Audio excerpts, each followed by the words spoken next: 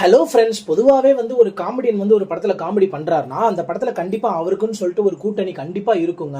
So அந்த வகையில் ஒரு டாப் 3 கூட்டணிகளை பற்றி தாங்க இந்த வீடியோவில் நம்ம பார்க்க போகிறோம். ஸோ இந்த லிஸ்ட்டில் நம்பர் 3 இருக்குது யாருன்னு பார்த்தீங்க அப்படின்னா நம்ம சந்தானம் தாங்க.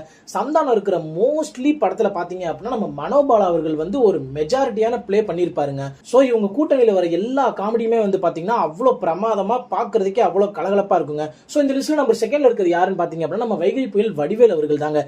வைகை புயல் இருக்காரு அப்படின்னாலே அந்த கூட்டணியில கண்டிப்பா சிங்கமுத்து, போண்டாமணி, நெல்லை சிவா, செல்லத்தோரை போன்ற பலர் ஒரு அட்டகாசமான ஒரு சிரிப்பை நமக்கு கொடுப்பாங்கன்னு வச்சுக்கோங்களேன். சோ இந்த லிஸ்ட்ல யார் ஃபர்ஸ்டா இருக்காங்க அப்படின்னு பாத்தீங்க அப்படின்னா நம்ம சின்ன கலைவாணர் விவேக் அவர்கள் தாங்க.